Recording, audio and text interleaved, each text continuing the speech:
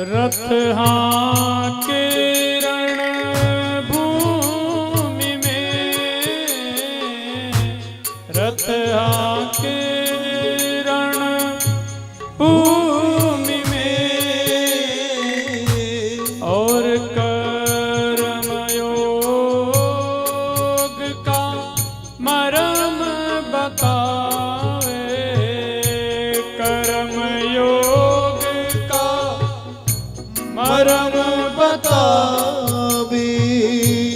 अजर अमर है परम तत्व यूं, अजर अमर है परम तत्व यूं, अजर अमर है परम तत्व यूं, अजर अमर है परम तत्व यूं। काया के सुख दुख समझावे, काया के दुख सुख समझावे।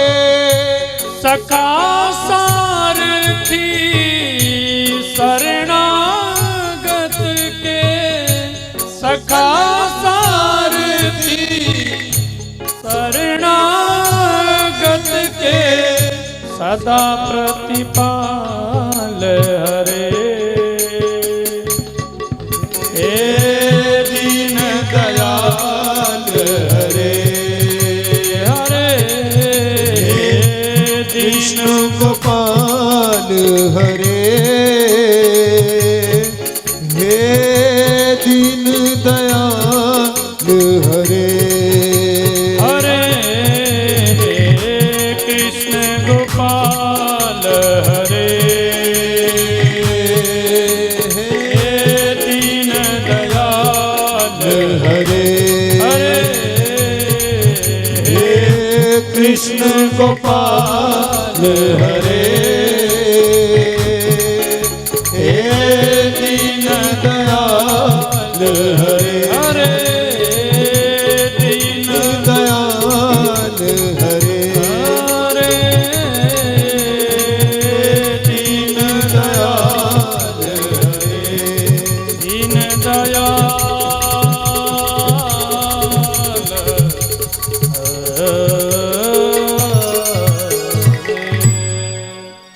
बोलो राधा रमण लाल के, गौरी शंकर भगवान के, राधा कृष्ण भगवान के, श्रीमद्भागवत महापुराण के, वेद व्यास भगवान के, सुखदेव जी महाराज के, श्री हनुमान जी महाराज के। नमः पार्वते पतये हर हर महादेव।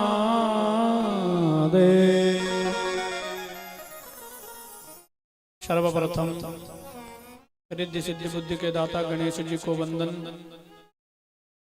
भगवान श्री बालकृष्ण लाल की वांग्मय प्रतिमूर्ति श्रीमद् भागवत महापुराण को वंदन करते हुए, पृथ्वी के देवता ब्राह्मण संतों को आचार्यों को वंदन करते हुए, यज्ञ आचार्य जनों के चरणों में वंदन।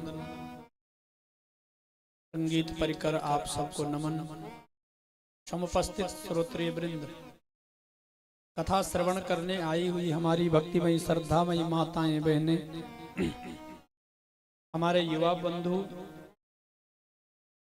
पिता तुल्य बुजुर्ग, आप सभी के हृदय में विराजमान भगवान की इस पुण्यमय छवि को मैं वंदन करते हुए, भगवान की इस पुण्यमय कथा में आप हम सब प्रवेश करने जा रहे हैं।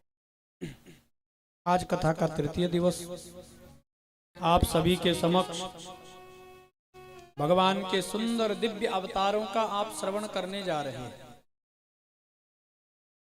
कल के प्रसंग में भगवान के अवतारों की कथा, द्रौपदी जी का चरित्र, भीष्म चरित्र, राजा परीक्षित को श्रृंगी ऋषि का श्राप और राजा परीक्षित का गंगा जी के तट पर जाना उत्तर मुख होकर के बैठ जाना, संतों का आगमन, और उसी क्रम में परम वंदनीय सुखदेव जी का आगमन कल के प्रसंग में आपने श्रवण किया। राजा परीक्षित को ऋषि पुत्र ने 7 दिन में मरने का श्राप दिया, 7 दिन में मृत्यु होने का श्राप दिया। 7वें दिन तक्षक आएगा और तुम्हें डसेगा, तुम्हारी मृत्यु होगी। सुखदेव जी आए, राजा परीक्षित आसन में बैठे थे। सुखदेव जी के आते ही अपने आसन से खड़े होकर राजा परीक्षित ने सुखदेव जी महाराज को दंडवत प्रणाम किया। सभी ऋषि सुखदेव जी के स्वागत के लिए खड़े हो गए। सुखदेव जी का स्वागत किया, दिव्य आसन पर बिठाया, सुंदर आसन दिया। सुखदेव जी का स्वभाव बड़ा ही निर्मल है। अलक्ष लिंगो निजलाभ तुष्ट, जिनको अपनी लाभ और हानि की भी चिंता नहीं, अपनी लाभ और हानि का भी जो विचार नहीं करते, केवल भगवान नाम संकीर्तन गाते हैं, केवल परमात्मा का भजन करते हैं, परमात्मा का स्मरण करते हैं। अलक्ष लिंगो निज लाभ तुष्ट। सुखदेव जी की अवस्था 16 वर्ष की है,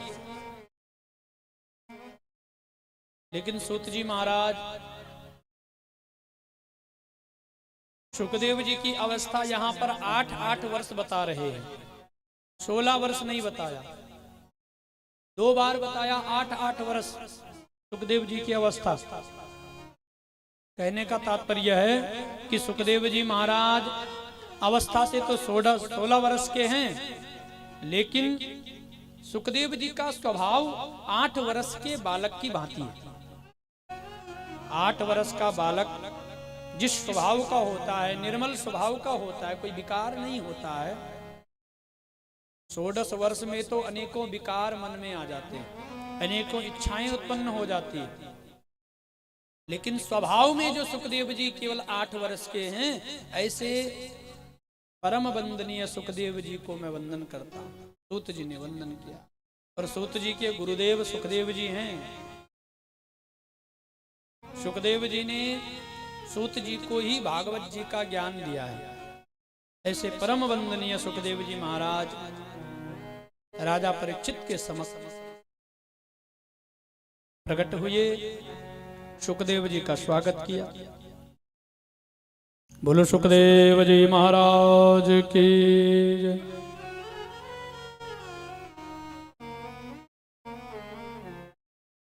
राजा परीक्षित ने पहला प्रश्न सुखदेव जी से पूछा,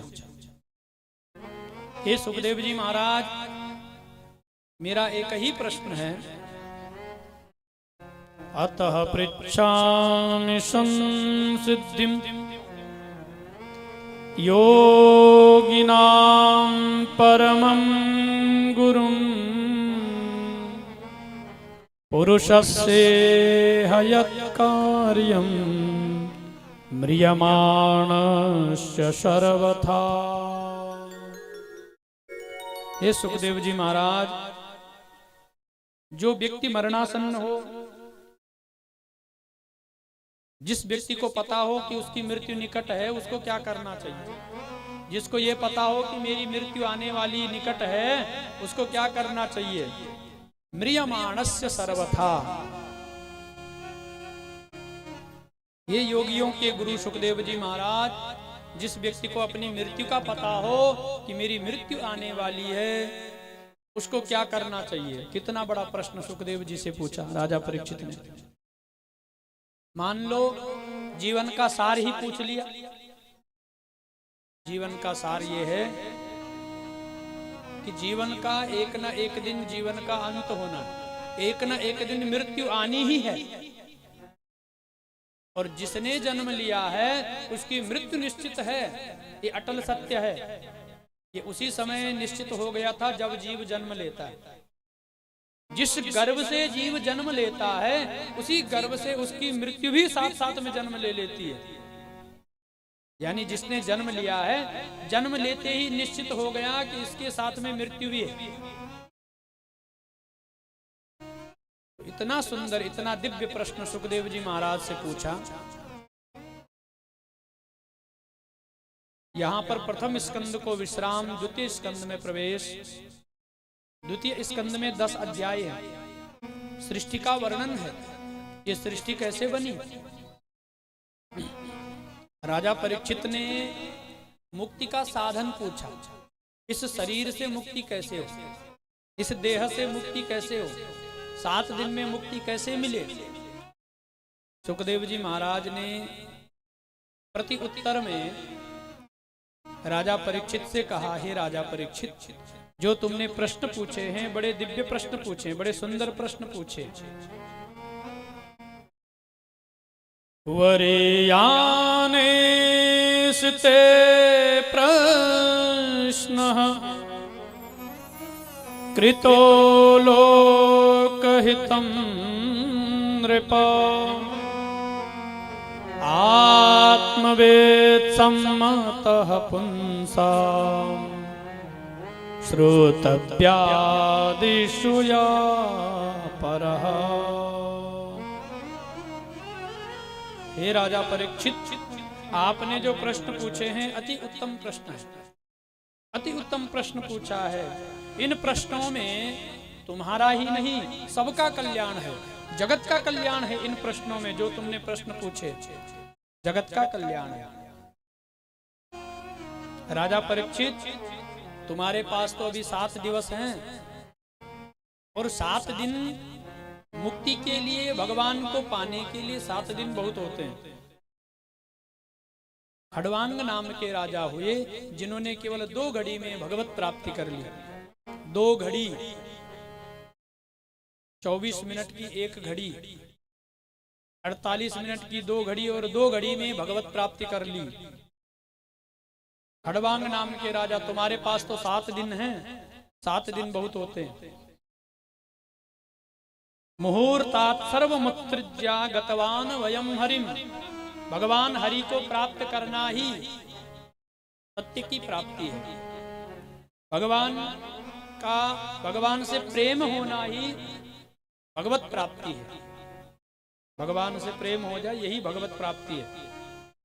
हे राजा, 2 घड़ी, वो कौन सी घड़ी है।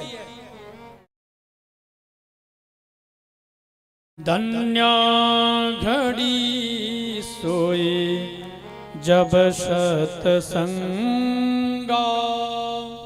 धन्या घड़ी सोई जब सतसंगा, धन्या घड़ी सोई जब सतसंगा,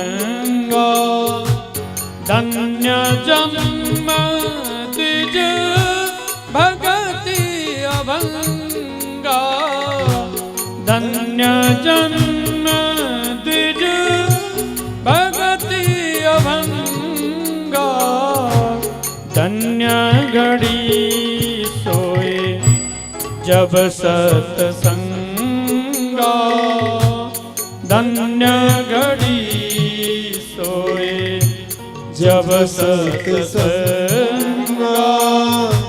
शोधन धन्य प्रथम गति जाकी, शोधन धन्य प्रथम गति जाकी, धन्य पुण्यरति मति सोई पाकी, धन्य पुण्यरति मति सोई पाकी, धन्य घड़ी सोए जब सतसंगा, धन्य घड़ी सोए जब सतसंगा,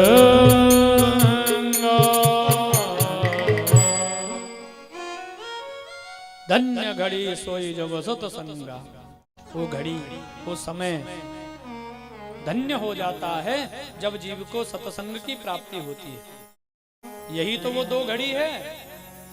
सत्संग की घड़ी ही 2 घड़ी कहलाई है। जिस घड़ी का वर्णन बड़े बड़े ऋषि मुनि करते हैं, बड़े बड़े संत महात्मा करते हैं, कबीरदास जी करते हैं, एक घड़ी आदि घड़ी आदि से पुनियाद। भगवान की कथा 2 घड़ी के लिए भी मिल जाए, 2 घड़ी भी परमात्मा का नाम ले लिया तो समझ लो जीवन का कल्याण हो गया। तो वही घड़ी सत्य घड़ी है जिस घड़ी में परमात्मा का सत्संग प्राप्त हो। वो घड़ी, वो समय धन्य हो जाता है। समय की 3 गति होती है। पहली गति, उत्तम जो श्रेष्ठ गति समय की है, वो तब है जब जीव को सत्संग की प्राप्ति होती है। ये उत्तम घड़ी है। इसमें हम भगवान का बैठ करके भगवान का भजन कर रहे हैं इस घड़ी में। दूसरी घड़ी मध्यम घड़ी कि जब अपने परिवार का पालन पोषण करने परिवार के बीच में बैठे हैं, ये मध्यम घड़ी है। और समय की अधम घड़ी तब मानी जाती है जब किसी लड़ाई झगड़े में पड़ गए, वो भी तो समय ही है। तो समय की उत्तम गति है कि भगवान का सत्संग मिल जाए, भगवान की कथा मिल जाए। कथा में बैठे हैं, ये समय का सदुपयोग है। ये उत्तम गति समय की है, भगवान की कथा सुन रहे हैं। ऐसे ही धन की भी 3 गति होती है।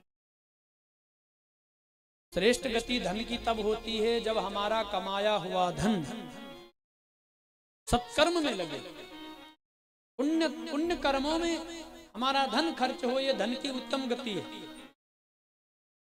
धन की मध्यम गति तब है अपने परिवार में लगे, ये धन की मध्यम गति।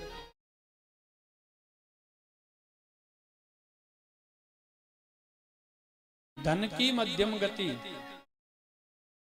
जब अपने परिवार में खर्च हो, और धन की अधम गति जब वो धन रोग में खर्च हो, कष्ट में खर्च हो, व्याधि में खर्च हो, ये धन की अधम गति होती है। तो धन की भी 3 गति होती है, समय की भी 3 गति होती है। तो ये सोचना चाहिए कि कितना सुंदर समय हमें मिला है भगवान की कथा को सुनने के लिए। ना जाने कौन से जन्म के भाग्य उदय हो गए कि भगवान की कथा में बैठे। कहीं और भी तो हो सकते थे, किसी लड़ाई झगड़े में भी तो हो सकते थे, लेकिन ये समय की उत्तम गति परमात्मा ने हमें प्राप्त कराई कि हम भगवान के सत्संग में बैठे हैं, भगवान की कथा को सुन रहे हैं, भगवान को जान रहे हैं, परमात्मा को जान पा रहे हैं। कल एक भाई साहब पूछ रहे थे, कार्यकर्ता हमारे, कि हमें तो कथा सुनने का समय नहीं लगता, हम तो व्यवस्था में लगे हुए हैं और हमने कथा सुनी भी नहीं। 1-2 मिनट 2-4 मिनट ही कथा सुनते हैं, कथा ज्यादा सुनी नहीं है। तो हमसे पूछ रहे थे, आप ये बता दो कि भागवत जी की कथा क्या है। हमने आज तक कथा नहीं सुनी है, केवल हमारी धर्म पत्नी ही कथा सुनने जाती हैं, वही कथा सुनती हैं। तो आप अभी हमें 2 मिनट में बता दीजिए कि भागवत की कथा क्या है। तो थोड़ा हमने भी विचार किया कि 2 मिनट में क्या बताएं। अगर भागवत जी की कथा केवल 2 मिनट की होती और 2 मिनट में ही सब कुछ जान लेते तो 3-3 घंटे और 7-7 दिन यहाँ बैठने की आवश्यकता नहीं होती। अगर 7 दिन में भी जान लेते तो कभी दोबारा न बैठते, फिर जान गए तो जान गए। भगवान की कथा बार बार होती है और बार बार चाहते हैं कि उस कथा को सुने। ये जानने की चीज, ये हमारे जानने से परे है। भागवत की कथा को केवल 12 महापुरुष ही जान सके। प्रहलाद, नारद, पराशर, पुंडरीक, व्यासांबरेश, शुक, शौनक, भीष्म, दाल्ध्यान, रुक्मांग, गदार्जुन, वसिष्ठ, विभीषणादीनि पुण्यानिमान परम भागवतं नमामि। प्रहलाद जी, नारद जी, व्यास जी, ये 12 ऋषि ही भगवान की कथा को जान सके हैं। भगवान की कथा को 12 ही लोग जान सके कि भगवान की कथा क्या है। हम तो बैठे हैं कुछ समझने के लिए, लेकिन उसको जान लेना, ये अगर हम कह दें कि हम जान गए तो ये सत्य नहीं है। परमात्मा को जानने के लिए इतना जीव के पास समय नहीं है। हरि अनंत हरि कथा अनंता, कहीं सुनहि बहु विधि सब संता। इसलिए हम माताओं से प्रार्थना करते, बहनों से प्रार्थना करते हैं कि कभी कभी अपने पतिदेव को भी कथा सुनने ले जाया करो। कुछ सुनेंगे, कुछ समझ में आएगा। एक गांव में एक माता रोज कथा सुनने जाती थी। उस मैया के मन में आया कि आज हम अपने पति को भी कथा सुनने ले जाएंगे। तो अपने पति देव से कहा, आज आप भी कथा सुनने चलो, आज काम छोड़ दो, एक दिन भगवान की कथा सुन लो। पतिदेव कहते, तुम सुन तो रही हो। नहीं नहीं, आज आप भी चलो। तो पति को भी ले गई कथा सुनाने। पतिदेव की कथा सुनने गए तो जो कार्यकर्ता थे वो स्वागत के लिए खड़े थे। तो वो कह रहे थे, आइए आपका स्वागत है, बैठिए। तो सेठ जी बैठ गए कथा सुनने के लिए। लेकिन बैठते ही सेठ जी को वहां जैसे कथा प्रारंभ हुई तो सेठ जी को नींद आ गई, सो गए पूरे 3 घंटे सो गए। कथा विश्राम हुई, जयकारा हुई तो सेठ जी उठे। तो कार्यकर्ताओं ने कहा, अब जाइए। सेठ जी घर गए। धर्मपत्नी ने पूछा, कथा सुनी, कैसी लगी कथा? बोला, सुनने की क्या बात है, ये 3 ही बातें तो हमने कथा में सुने। क्या सुना? बोला, जब हम गए थे तो उन्होंने कहा था आइए, फिर कहा था बैठिए, और बाद में कहा था कि जाइए। यही तो बात है। धर्मपत्नी समझ गई, इन्होंने पूरी कथा सुनी। ये जाते ही समाधि में बैठ गए। वहां इनकी समाधि लग गई, इसीलिए इन्होंने 3 बातें सुनी, आइए, बैठिए, और कथा बीच में सुनी नहीं, बाद में यही सुना कि जाइए। विचार करने लगी, अगर मैं ये कहूंगी कि तुम सोए और फिर तो ये कल से जाएंगे ही नहीं। तो धर्मपत्नी ने कहा, हाँ ठीक है, यही कथा है और यही मंत्र है, इसी का जाप किया करो। कभी तो धर्मपत्नी सोची, कभी तो सुनेंगे, कभी तो भगवान की कथा समझ में आएगी। अब सेठ जी उसी मंत्र का जाप करने लगे। अब सेठ जी कथा में जाकर के दिन भर तो सोए थे, रात्रि को नींद नहीं आई, तो इधर उधर देख रहे हैं, क्या करूं। ध्यान आया कि उसी मंत्र का जाप कर लेता हूं जो कथा में सीख के आया। अब सेठ जी ने सोचा कि यही मंत्र है कथा का, यही कथा है, आइए, बैठिए और जाइए। अब सेठ जी रात को बैठे थे, अपने बिस्तर पर पालती मार के बैठ गए और एक ही मंत्र का जाप कर रहे हैं, आइए, बैठिए, जाइए, आइए, बैठिए, जाइए। उन्होंने सोचा यही मंत्र है, पूरी रात भर यही। अब एक दिन क्या हुआ, फिर भी दूसरे दिन कथा सुनने गए तो यही सुना, आइए, बैठिए, और फिर सो गए, फिर जाइए। रात भर सेठ जी अब इसी मंत्र का जाप करने लगे, आइए, बैठिए, जाइए। एक दिन क्या हुआ, घर में चोर आ गए। रात्रि को चोर आया तो सेठ जी मंत्र का जाप कर रहे थे कि आइए। अब चोर जैसे ही घर में प्रवेश करता है तो सेठ जी मंत्र कर रहे थे, आइए। चोर ने सोचा इसने देख लिया, सेठ जी ने देख लिया। तो चोर आया तो सेठ जी ने कहा बैठिए। चोर घबरा गया, चोर बैठ गया। अब चोर जाने लगा तो सेठ जी कह रहे हैं जाइए। सेठ जी तो मंत्र का जाप कर रहे थे, आइए, बैठिए, जाइए। अब चोर समझ गया, चोर ने सोचा अब सेठ जी ने देख लिया। सेठ जी ने देख लिया, प्रातः काल हुई, चोर विचार करने लगा, सेठ जी ने देख लिया, अब मुझे पकड़वा देंगे सेठ जी, क्या करूं, कैसे करूं। तो प्रातः काल चोर कुछ पैसे लेकर के 1-2 लाख रुपए ले आया और सेठ जी के सामने रख दिया, महाराज मुझे क्षमा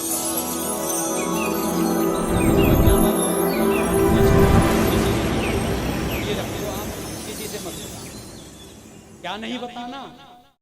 कहा कि आप रात को जैसे ही मैं घर में चोरी करने आए, आपने कहा आइए, बैठिए और जाइए, आपने मुझे देख लिया। सेठ जी ने विचार किया कि मंत्र का इतना प्रभाव, चोर भी चरणों में पड़ गया, प्रभाव हो गया, इतनी जल्दी चोर भी चरणों में गिर गया। पत्नी से कहा, देवी जो तुमने मंत्र बताया, जो हमने कथा में मंत्र सीखा था, तो इतना प्रभावशाली है कि हम रात को भजन कर रहे थे, प्रातः काल चोर हमारे चरणों में गिर गया, महाराज हमें क्षमा करो, पैसे भी दे रहे। मंत्र का तो बड़ा प्रभाव है।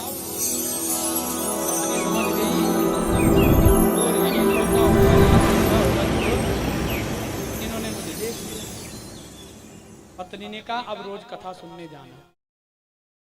देखिए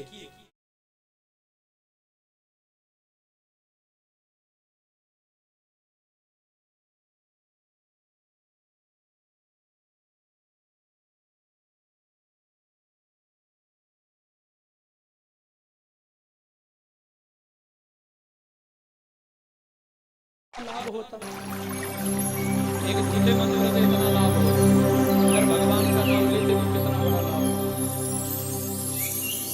तो ऐसा न हो कि आप लोग भी बैठे हैं यही सुन के जा रहे हैं कि आइए कथा इतनी ही नहीं है। हरि अनंत, हरि कथा अनंत, भगवान की कथा अनंत है। भगवान की कथा का कोई पार नहीं है। हम बता नहीं सकते कि भगवान की कथा क्या है, सब अपने अपने अनुभव से बताते। किसी से भी पूछो आपने कथा सुनी, कैसी लगी, अच्छी लगी, क्या सुना, तो सब अपने अपने अनुभव से।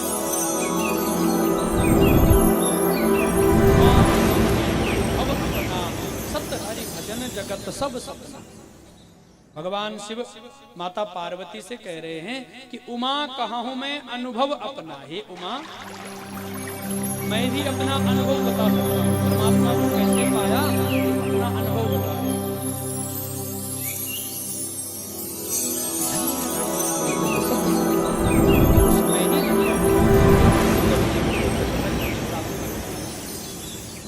मुक्ति क्या है? मुक्ति कोई देने की चीज है, मुक्ति कोई लेने की चीज है? कहा नहीं नहीं महाराज, मुक्ति कोई देने की चीज नहीं है, मुक्ति कोई लेने की चीज नहीं है। मुक्ति क्या है?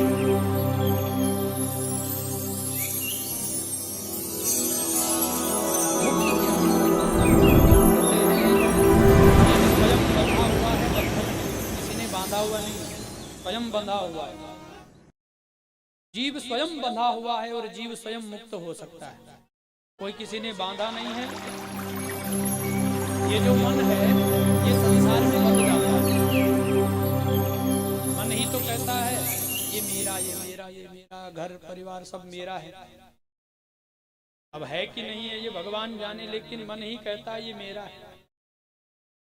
मेरा हो जाना ये बंधन है, मैं मुक्त हूं ये मुक्ति है। ऐसा सोच लेना कि ये सब मेरा है, यही जीव का बंधन का कारण है। कहते हैं मन ही बंधन का कारण है और मन ही मुक्ति का कारण है। मनः एव मनुष्याणाम कारणम बंध मोक्षये। मनः एव मनुष्याणाम कारणम बंध मोक्षये। मन ही मुक्ति का कारण है और मन ही बंधन का कारण है। बंधाय विषया संगो मुक्तिर निर्विषयम मनः। अपने मन को मुक्त करो, अपने मन को संसार के विषयों से मुक्त करो, संसार की इच्छाओं से मुक्त करो, तो वही मुक्ति है, वही मुक्ति है। अपने मन को मुक्त कर देना वही मुक्ति है। अहंकार, मैं, ये मैं हूं, ये मेरा है। देखो दो प्रकार के अहंकार होते हैं, एक सात्विक अहंकार होता है, एक तामसिक अहंकार होता है। अहंकार भी दो प्रकार के, सात्विक और तामसिक। अब तामसी जो अहंकार होता है वो ये होता है कि ये मेरा है, ये मेरा परिवार, घर इत्यादि, धन साम्राज्य ये मेरा है। इसका जो अहंकार है ये तामसिक अहंकार है। एक सात्विक अहंकार होता है, एक सात्विक अहंकार होता है कि हम तो भगवान की पूजा तो कर रहे हैं, लेकिन फिर भी अभिमान है अपनी पूजा का, अपने पाठ का।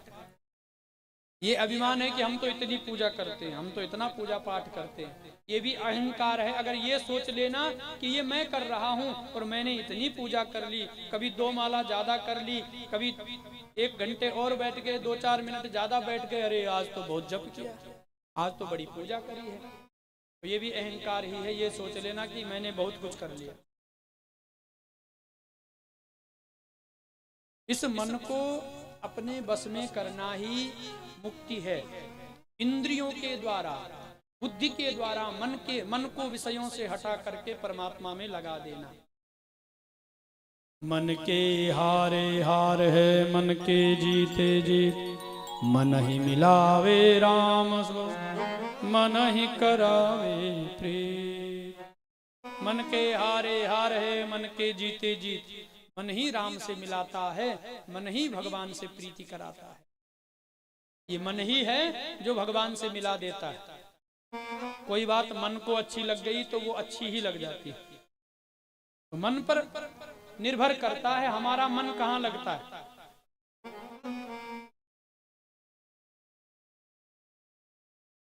कबीरदास जी इतना तक कह देते, मन को मूर्ख बता देते।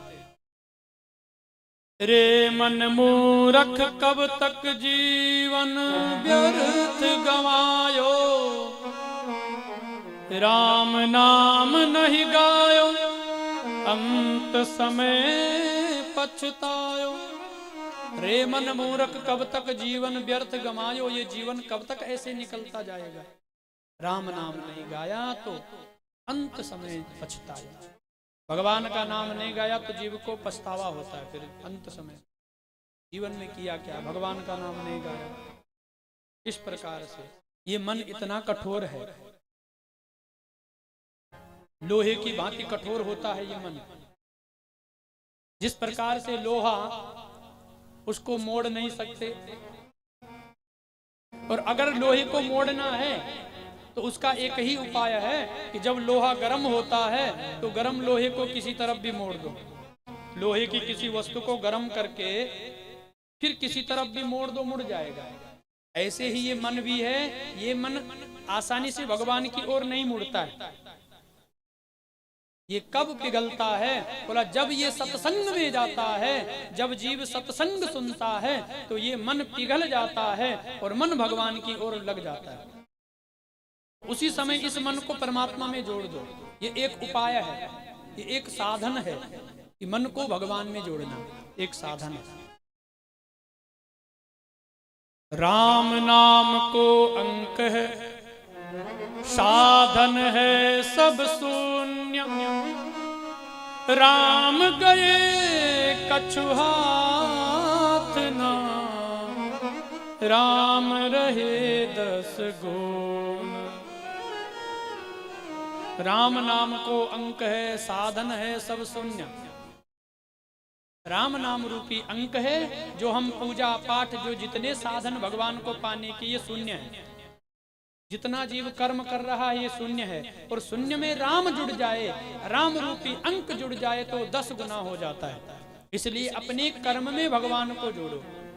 कल भी आपको बताया, हम भोजन बनाएं तो भगवान के निमित्त बनाएं, भगवान को निमित्त मान करके भोजन बनाएं, तो वो जिस भोजन में राम जुड़ जाएगा वो कर्म भी राम में हो जाता है, वो कर्म भी 10 गुना बढ़ जाता है। इसलिए इस मन को ये मन की अभिलाषाएं कभी पूर्ण नहीं होती, मन की इच्छाएं कभी पूर्ण नहीं होती। एक राजा थे और उन राजा के पास एक बकरी थी, और राजा अपनी बकरी को अपने सेवक को भेज देते थे बकरी चराने के लिए, जाओ बकरी को चरा करके लाओ। सेवक जाते थे, बकरी को चरा करके लाते थे हरी हरी घास। तो राजा सायंकाल में दरबार में परीक्षण करते थे कि बकरी का पेट भरा कि नहीं भरा, कहीं ऐसे ही तो नहीं बैठे रहे, मेरी बकरी को भूखा तो नहीं रखा। तो राजा परीक्षण करते थे। जब बकरी चर करके आती थी तो सायंकाल में राजा अपने दरबार में हरी हरी घास बकरी के सामने रखते थे। हरी घास रखते थे तो बकरी खुद से चलने लग जाती थी। अब राजा रोज प्रतिदिन अपने सेवकों को डांट लगाते थे, बकरी का पेट नहीं भरा, सुबह से शाम सायंकाल तक पेट नहीं भरा, ये हरी घास नहीं खा रहे। सेवक कहते महाराज हमने बड़ा प्रयास किया, हरी हरी घास प्रातः काल से सायंकाल इसको हरी हरी घास चराई, क्या करें इसका पेट ही नहीं भरा। राजा ने एक प्रस्ताव रखा सभा में, कहा सबसे देखो हमारी एक बकरी है, उसका पेट जो इस बकरी का पेट भर के लाएगा हम उसको पुरस्कार देंगे। कोई है इस बकरी का पेट भर करके लाए? राजा के मंत्री बड़े समझदार थे। मंत्री ने कहा इस बकरी का पेट ऐसे नहीं भरेगा।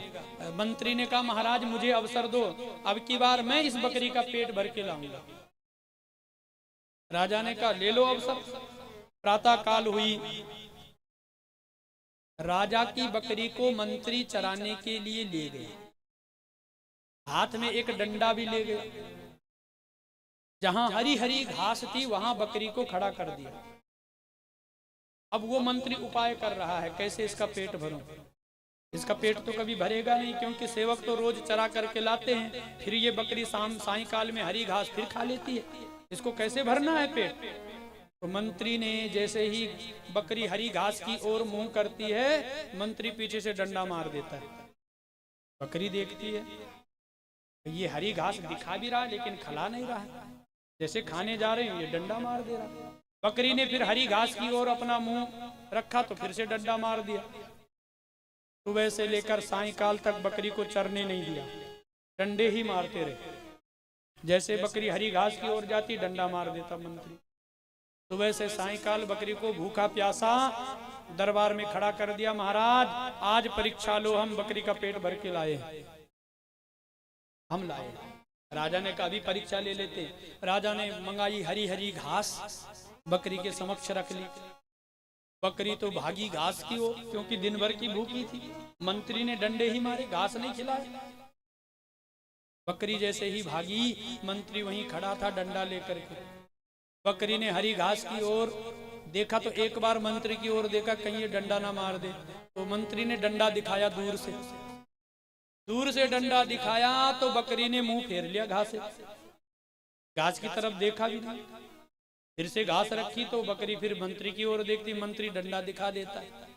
राजा को पता नहीं लगता, डंडा दिखा देता, बकरी ने घास से मुंह फेर दिया, इस घास को नहीं खाना है, ये डंडे मिलेंगे। राजा ने कहा ये मंत्री समझदार है, मंत्री ने बकरी का पेट भर दिया। अरे मंत्री ये तो बताओ तुमने कैसे पेट भरा इसका, ये आज हरी घास नहीं खा रही है। मंत्री ने कहा महाराज ये बकरी है, इसका पेट कैसे भरना हमें पता है। ये ऐसी बकरी है कि सारे दिन भर चर के आती है और सायंकाल फिर भोजन फिर तैयार हो जाती है। इस बकरी का पेट कैसे भरना है हमने भरा है। देखना इंद्रियों के न घोड़े भगे, इनमें दिन रात संयम के कोड़े पड़े। ऐसे ही एक बकरी हमारे पास भी है, उस बकरी का पेट कभी भरता ही नहीं है।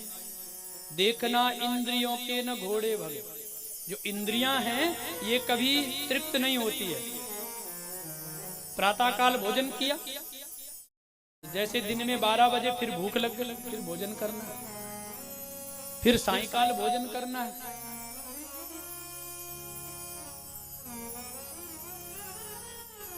तो ये जो बकरियां हैं, ये जो मन है, ये भोजन में तो चालाकी दिखाता है।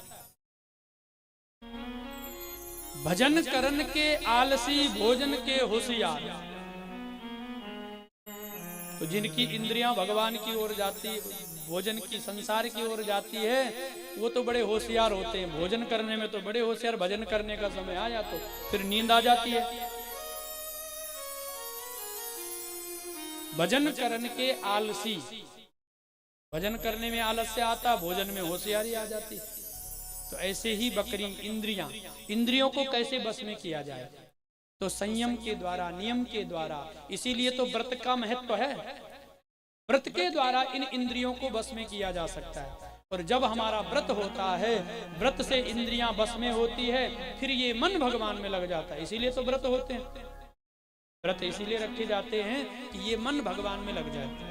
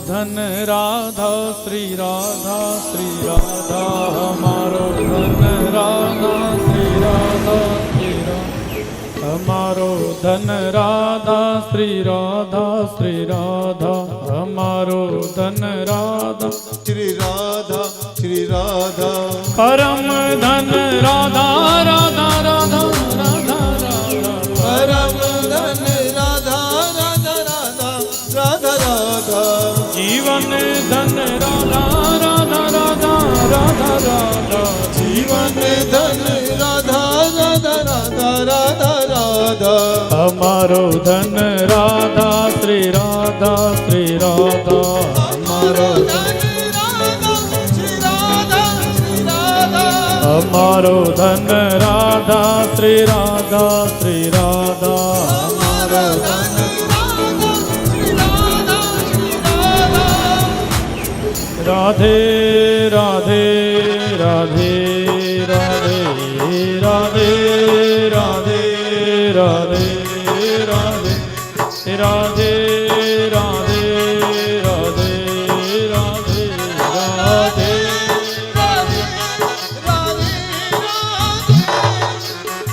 बोलो राधा रमण लाल की जय। भगवान का मन से परमात्मा का स्मरण कर देना, मन से भगवान का भजन करना, यही जीवन का सार है। ये मन कैसे भगवान में लगे, इसीलिए नियम व्रत स्वाध्याय तप अष्टांग योग, इसीलिए तो मन को भगवान में लगाने के लिए सब बताए हैं। नियम व्रत के द्वारा ही भगवान, ये मन भगवान में लग सकता। ये मन बड़ा चंचल है, कैसे इसे समझाऊं, जितना इसे समझाऊं उतना ही मचलता है। राधे तेरे चरणों की, राधे तेरे चरणों की। ये मन बड़ा चंचल है, कैसे इसे समझाऊं। ये मन बड़ा चंचल है, भागते रहता है। ये मन को कैसे भगवान में लगाएं, तो उपाय बताया। उपाय बताया भगवान को, मन को भगवान में लगाने का उपाय बताया। तस्माद् भारत सर्वात्मा भगवान ईश्वरो हरि, श्रोतव्या कीर्तितव्यश्च स्मर्तव्यश्चेच्छता भयम्। तीन उपाय बताए भगवान को, मन को भगवान में लगाने के। श्रोतव्या पहला उपाय बताया, कथा सुनो, सुनो भगवान की कथा सुनो, ये पहला उपाय। उसके बाद स्मर्तव्या, भगवान का स्मरण करो।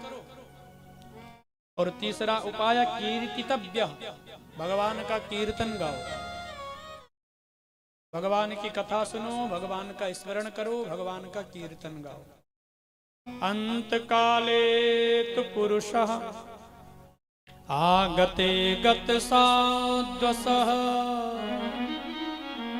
छिन्द्याद संग शस्त्रेण स्पृहां देहेनुये च तम्। अंत कालेषु पुरुषः, जब जान गए कि जीवन का समय अधिक नहीं है, तो आगते गत साद्वशः छिन्द्याद संग शस्त्रेण, वैराग्य रूपी शस्त्र के द्वारा मोह रूपी संबंधों को समाप्त करना चाहिए, धीरे धीरे कम करना चाहिए। जितासनो जितश्वासो जितसंगो जितेन्द्रिया, स्थूले भगवतो रूपे मनः संधारयेद्यः। जितासनो पहला उपाय बताया, आसन जीतो। जितश्वासो, अपने श्वास को जीतो प्राणायाम के द्वारा। जित संगो जितेंद्रिया, अपने संग को जीतो, अपनी इंद्रियों के संग को जीतो। हम कैसे संग में रहते हैं, कैसा संग करते, उस संग को जीतो। अच्छा संग करो, सत्संग करो। सत्य यानी सत्य का संग करो, साधुओं का संग करो, सज्जनों का संग करो। स्थूले भगवतो रूपे, स्थूल शरीर से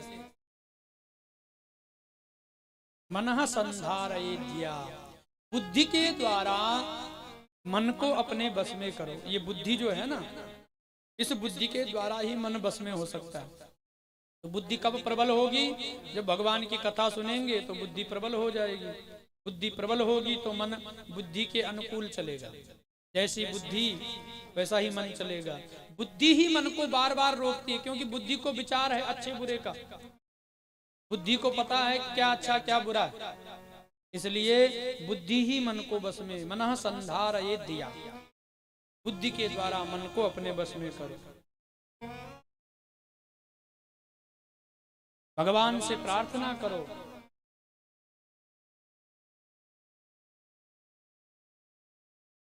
भगवान को बस में, भगवान को मनाओ, परमात्मा से प्रार्थना करो। कैसी प्रार्थना करनी है, कैसी प्रार्थना भगवान से करनी है? बैठ करके भगवान से प्रार्थना करो। हे प्रभु मुझे बता दो, हे प्रभु मुझे बता दो, चरणों में कैसे आऊं।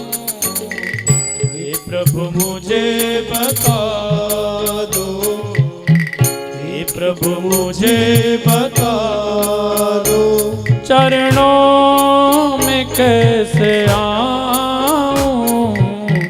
माया के बंधनों से, माया के बंधनों से अब मुक्ति कैसे पाऊं। हे प्रभु मुझे बता दो, हे प्रभु मुझे बता दो। बड़े प्रेम और भाव से सभी लोग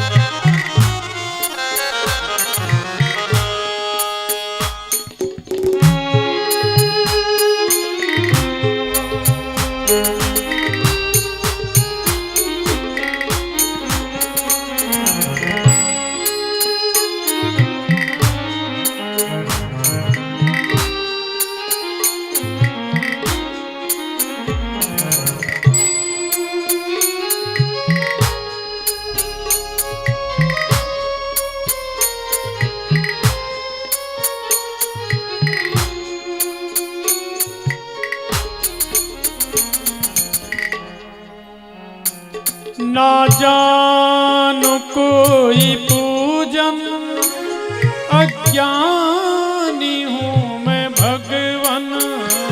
ना जानो कोई पूजन, अज्ञानी हूँ मैं भगवन।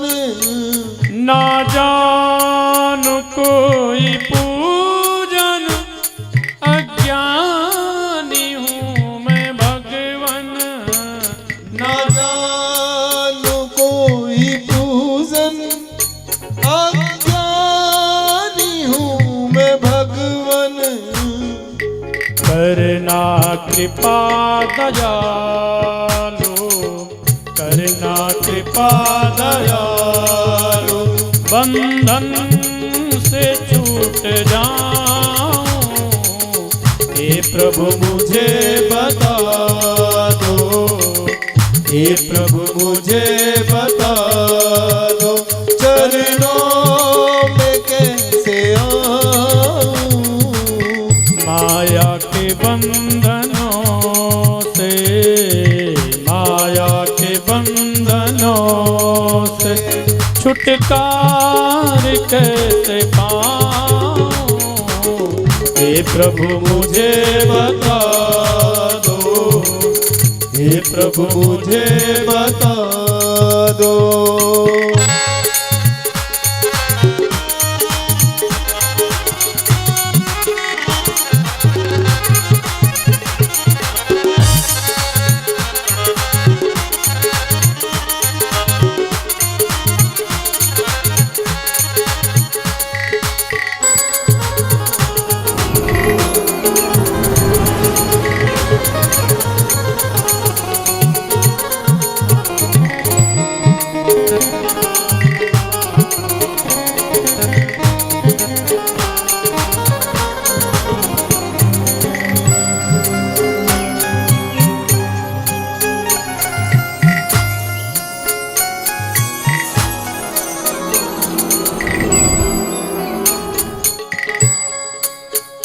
मैं हूँ पतित स्वामी, तुम हो पतित पावन।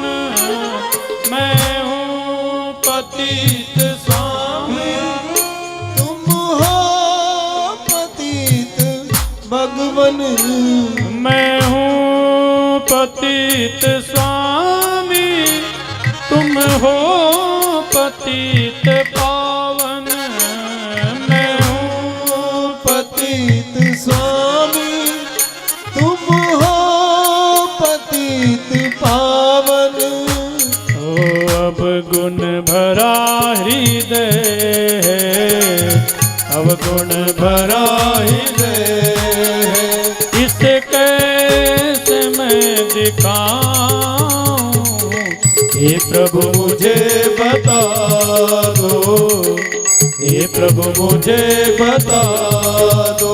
चरणों में कैसे आऊं, माया के बंधनों से, माया के बंधनों से छुटकारा कैसे पाऊं।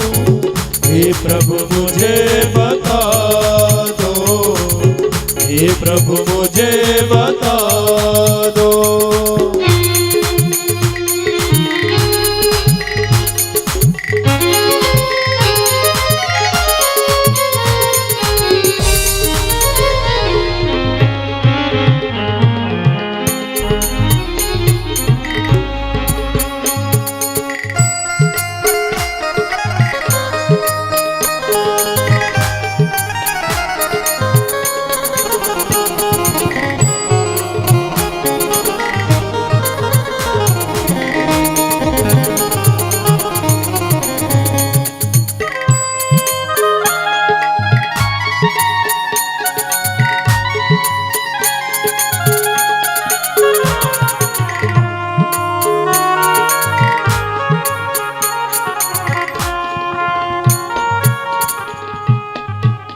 अच्छा हूँ या बुरा हूँ, जैसा भी हूँ तुम्हारा। अच्छा हूँ या बुरा हूँ, जैसा भी हूँ तुम्हारा। अच्छा हूँ या बुरा हूँ, जैसा हूँ नाथ तेरा। अच्छा हूँ या बुरा हूँ, जैसा भी हूँ तुम्हारा। ठुकराओ ना मुझे अब, ठुकराओ ना मुझे अब। चरणों में सिर झुकाऊं, हे प्रभु मुझे बता दो, हे प्रभु मुझे बता दो। चरणों में कैसे आऊं, माया के बंधनों से, माया के बंधनों से छुटकारा कैसे पाऊं। हे प्रभु मुझे बता दो, हे प्रभु मुझे बता दो, हे प्रभु मुझे बता दो, हे प्रभु मुझे बता।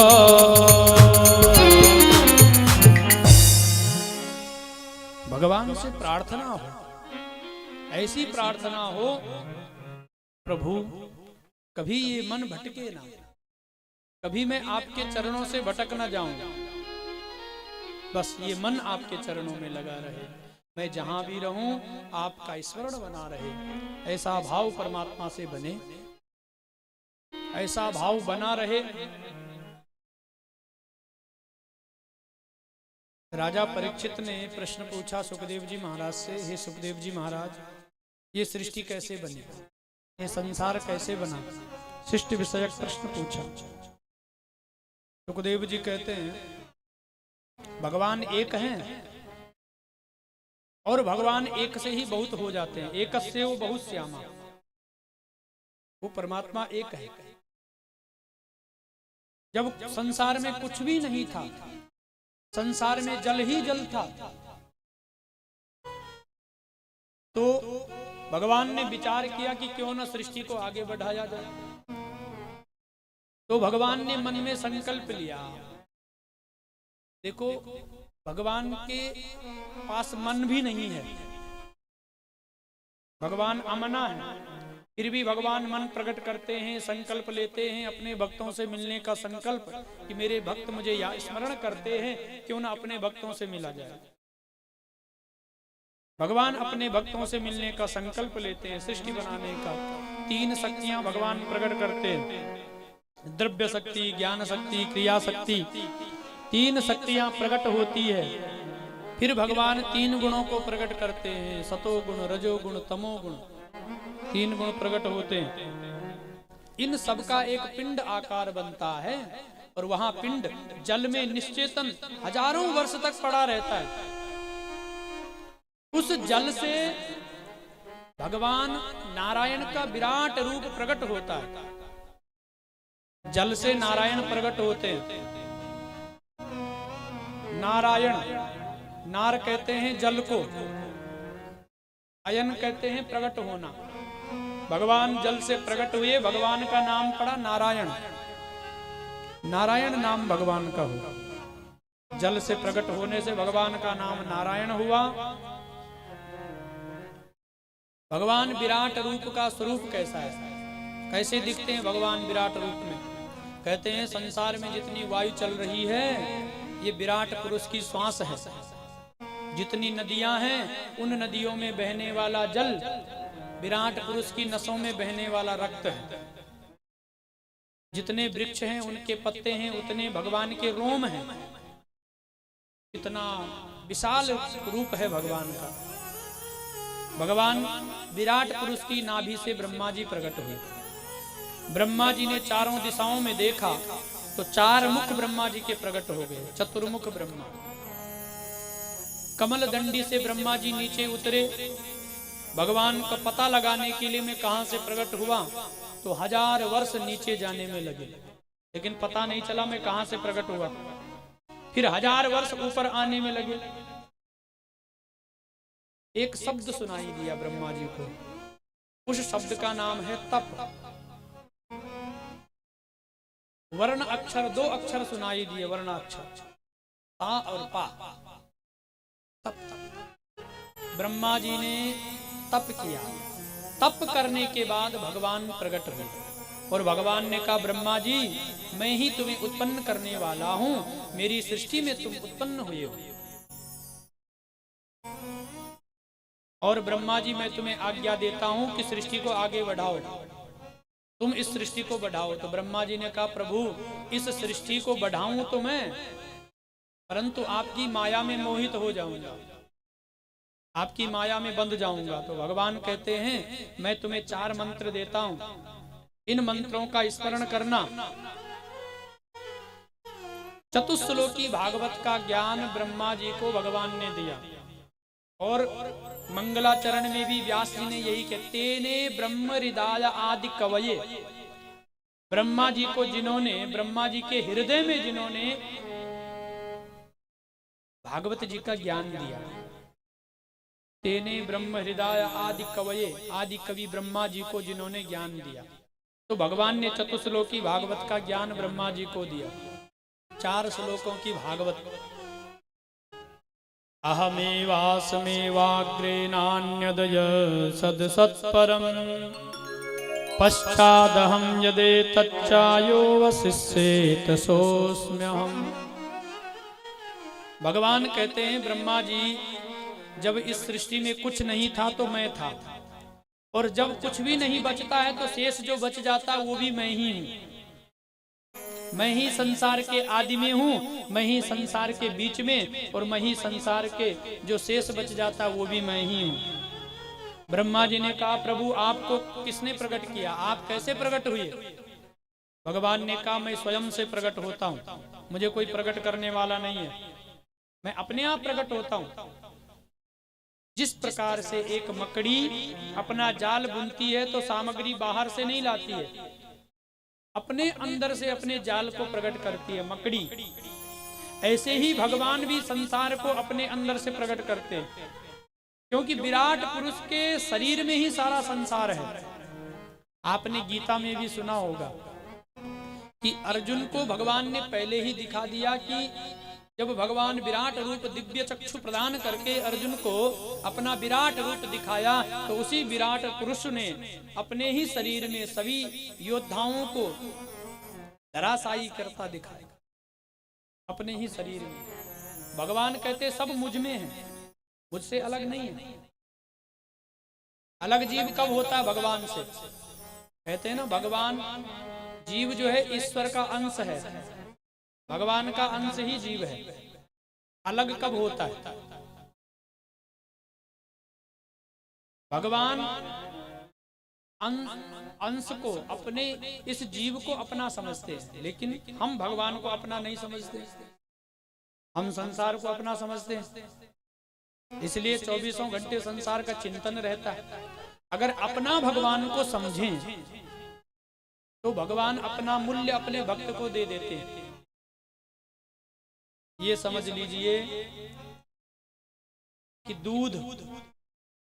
दूध में जल मिलाते हैं तो वो दूध अपना मूल्य जल को दे देता है। दूध में कितना भी पानी मिला हो, पता नहीं चलता है कहाँ दूध कहाँ पानी। दूध अपना मूल्य जल को दे देता है। लेकिन एक बूंद खटाई की उस दूध में पड़ जाए तो फिर दूध नहीं रहता और जल दोनों अलग अलग हो जाते, फट जाते, अलग हो जाते हैं। ऐसे ही जीव और परमात्मा के बीच में जब कपट रूपी खटाई पड़ती है, जीव के मन में जब कपट आता है तो उस कपट के कारण जीव परमात्मा से अलग हो जाता है। जिसके मन में कपट नहीं है वो भगवान से जुड़ा हुआ है, वो परमात्मा को अपना समझता है। तो कपट रूपी खटाई हमारे जीवन में न पड़े, इसलिए हमें बचना चाहिए। राग द्वेष मोह इत्यादि से कपटता जीवन में न आए, द्वेष जीवन में न आए, तो हम भगवान के हैं, परमात्मा कहीं दूर नहीं है। अच्छा प्रभु, आप अपने आप को अपने से प्रकट करते हो। भगवान कहते अब मेरी माया को सुनो, मेरी माया क्या है। ऋतेर्थम यप्रतीयेत न प्रतीयेत चात्मनि तद्विद्यादात्मनो मायां यथा भासो यथा तमः यथा महन्ति भूतानि भूतेषु चावचेष्वनु प्रविष्टान्यप्रविष्टानि तथा तेषु न तेष्वहम् तथा तेषु न तेष्वहम्। भगवान कहते मेरी माया क्या है, मेरी माया को सुनो।